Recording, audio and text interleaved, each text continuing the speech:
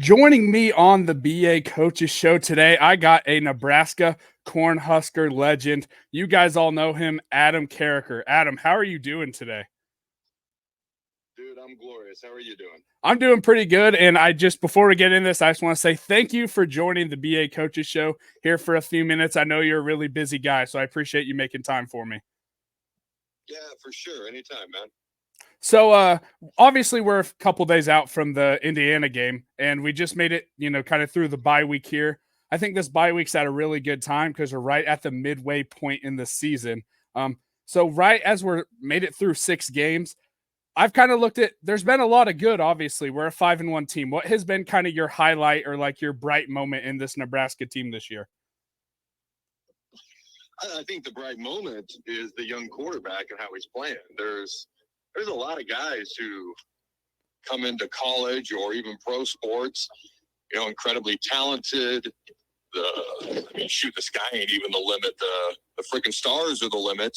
And they got all this ability, and sometimes it does or doesn't work out. And sometimes a guy plays early, and you never know how that's going to go. So he has as high a ceiling as anybody on the team. But, being a true freshman, 19, teenage-year-old quarterback, you didn't know what you were really going to get. And he's probably been the most consistent thing about our offense this year.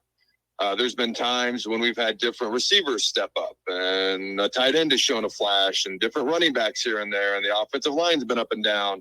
And I know his Rutgers game happened to be his least effective game of the year because, he is learning and he is human. Mm-hmm.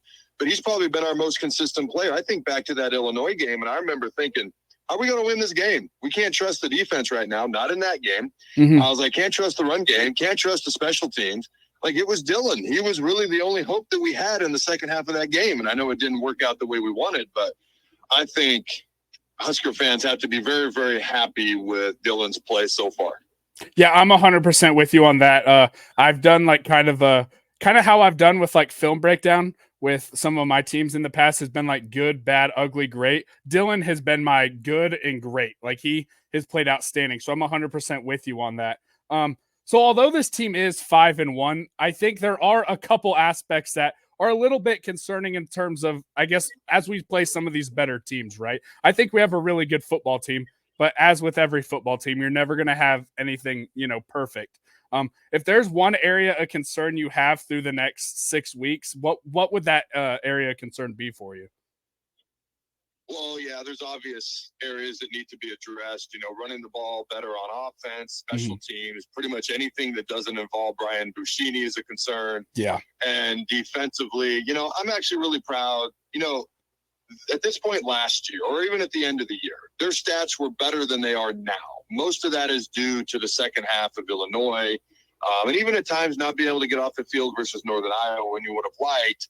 But the way they bounced back spoke more to me than anything, how the defense responded to how that game went early on. And, Ty Robinson even said they were embarrassed. But, how they responded means more to me than anything else. So, but the only real question I have about the secondary or the defense is the secondary. Like, I haven't forgotten what happened in that Illinois game and some wide receivers just running wide open for Illinois for some reason. So, for me, the defense is the absolute strength of this team. I'm insanely proud of them. And we got 3 really good cornerbacks now, as long as Tommy Hill is able to go. And we're going to need them all versus Indiana, the number 1 pass offense in the Big Ten. But special teams as a whole, outside of Brian Buschini, and then running the ball on offense better. So. Yeah, no, I 100% agree with you. I think, I don't know, we could spend all day on special teams, so I don't want to dive down that rabbit hole right now. I think enough's been said by everybody on that. I think offensively, what has been my, I guess, not even area of concern, is just I'm still, maybe you can disagree, but something I've been trying to figure out is what is our offensive identity, if that makes any sense. Like, when things aren't going well, and you're going to have games where, hey, you're going up against the well-coached team, it's what is our bread and butter that we're going to get back to? And I feel like we've had a hard time figuring that out, if that makes sense. I think we saw that in the second half of the Rutgers game, especially, of just, hey, we're going against a really good Schiano team. And we just can't, like, I don't know sometimes, like, are we a run first team because we're not running the ball that effectively? Are we just going to give the ball to 15 and let him make a play? Because sometimes we're not doing that either. We're trying to run the football. So as we go through the next 6 weeks, and what do you think, if we're going to try and find an offensive identity, what do you think that could end up entailing? I'm 100% with you. I don't know what we are on offense. And I think right now, what I see anyways, is we have a head coach that wants to run the ball, be a physical team, be a physical offense, but we have an offensive coordinator who wants to throw the ball. Mm-hmm. And I think, going into the bye week, we were running the ball 52% of the time, throwing it 48%. So one could argue, oh, we're a balanced offense.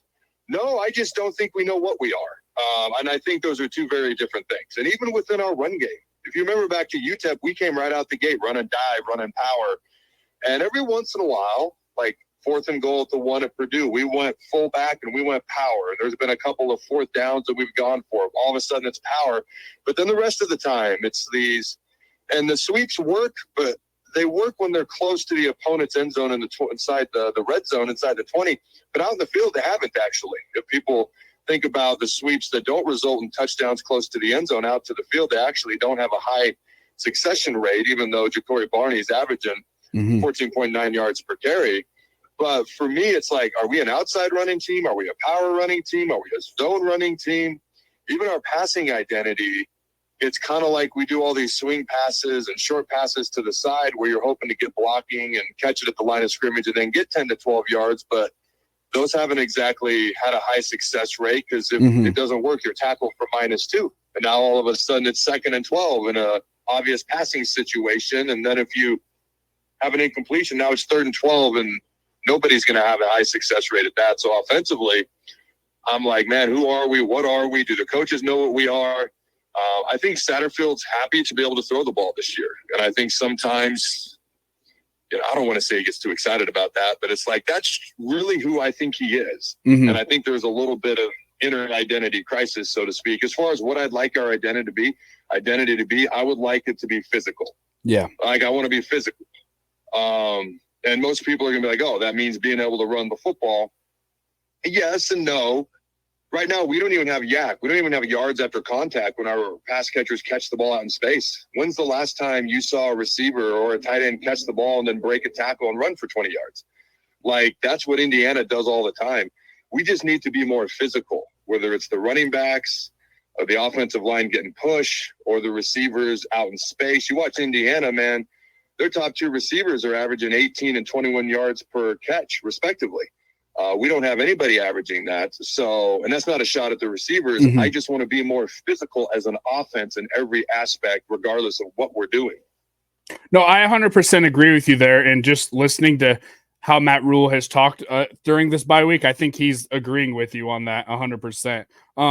So as we get into these next 6 games, our last 6 games of the regular season, obviously we're hoping there's a bowl game here at the end of the year.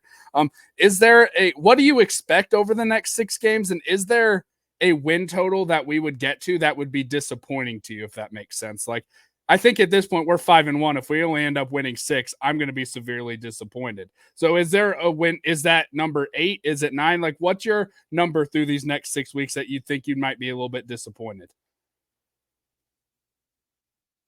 Well, to answer your first question, what do I expect? I expect the unexpected. I expect us to probably beat a team when we're an underdog, and I expect us to probably lose a game when we're the favored team. And you look at Wisconsin and USC and Iowa, all 3 of those games are winnable. They're all 3 losable. Same with Indiana. Yeah, 100%. Obviously, every team is that way. And, every team is that way. Look at it, Alabama versus Vandy, but we're going to be a big favorite versus UCLA. We're going to be a big dog to Ohio State. And I look at the other 4 games aside from those, and we could go 2-2, 3-1, 4-0, 0-4 in all of them. Yeah. So I'm kind of expecting the unexpected. I'm just hoping people ride through the whole process of the whole season. I had Brett Ciencia pick 6 previews on during the bye week.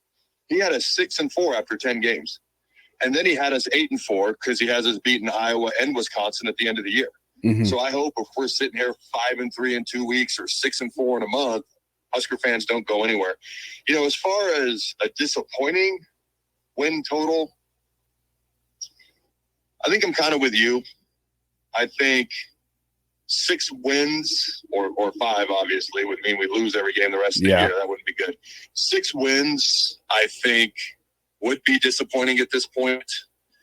I think 8-4 is what I've been saying since last March, and I keep trying to update/change my prediction. Mm-hmm. Half the reason is it's just good for the show, and every time I run through it, I just keep ending up at 8-4. So I never change my prediction. If we got to 7-5, I'd be fine with that. Mm-hmm. That does mean we go 2-4. It means we go 2-4 to end the year. So I get you on that. Yeah, it might depend on when those 2 wins come. But if you look back at the season as a whole after 12 games, and we've got 7 wins, we haven't had that many wins in almost a decade. So I think anything less than 7 wins, I think 8 or above, I think Husker fans would be pretty ecstatic. Oh, I'm 100% with you. My preseason prediction was 7-5. So, and that was just trying to be realistic and not have too high expectations. So I'd be perfectly fine with 8. Last question before I let you go here. This is kind of a question I like to ask a lot of different people, but you are at this point kind of synonymous with Husker football. When a lot of people think of Husker football, sometimes they're going to think of you, and that's just because of how much work you've put in your post-playing career. So I got to ask you this question. Do you like where Nebraska football is heading under Matt Rule? I do. Yes, I do. It was, and I know, don't bring up Scott Frost. But like, I'll never forget after year one with Scott Frost, we started off 0-6. Then the last 6 games, we win 3, and even we lost like in Columbus by like 5 points, and we lost on a last-second field goal on the road, maybe even in overtime. I can't remember, to Iowa. Like, you felt like we were building something going into year 2 under Scott Frost, and all of a sudden we looked worse in year 2 than we did in year 1. And I remember thinking, what the heck? Like, this doesn't feel like it's going the right way, and obviously it never did.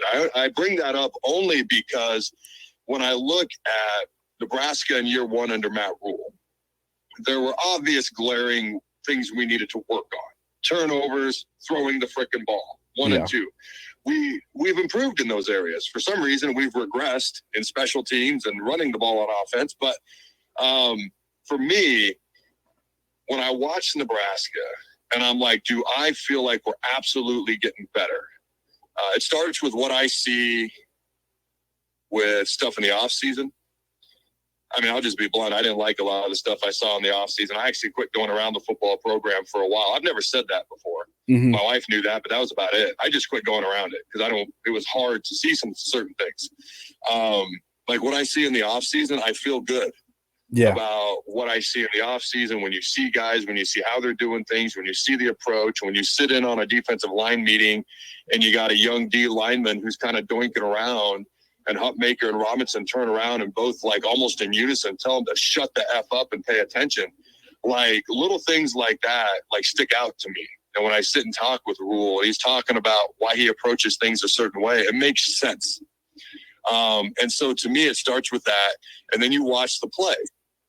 Like the defense is playing good ball.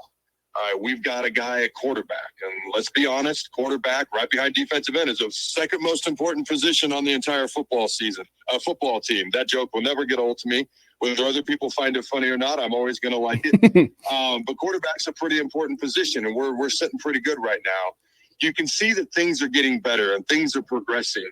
And even the things that have kind of regressed, like special things or teams, are things that can be improved. Mm-hmm. The run game, we saw what we did last year with, in large part, the same coach, the same players. So why couldn't it get back to where it was last year and keep the passing game we've had so far? So I like the way it's going because I feel like what's going on behind the scenes is encouraging. And I feel like what I see on the field, while definitely imperfect, what is imperfect, I feel like can be addressed. The things that needed to be addressed have been addressed, and it's all progressing in the right direction. Yeah, I 100% agree with you with that, and I think that was completely well said. So before I let you go here, if someone is listening to this that somehow does not know where they can find your stuff, where can all the people find all your content out there, Adam? Yeah, so my show, The Carriker Chronicles, you can find it at carrikerchronicles.com, the same place they can find your show. Mm-hmm. And I know your show is other places as well, but they can find it at carrikerchronicles.com. You can also find my show on YouTube. Just type in Carriker Chronicles as well. Awesome. And like I said, thank you for joining me, and I appreciate it, man. Yeah, I should mention I'm also doing the Adam Carriker show noon to 1 p.m. Central time every day on 93.7 The Ticket in Lincoln as well. So shout that out too. Yeah, that's awesome, man. I have been seeing that, and that's really good stuff. All right. I appreciate it, Ben. Awesome. Thank you.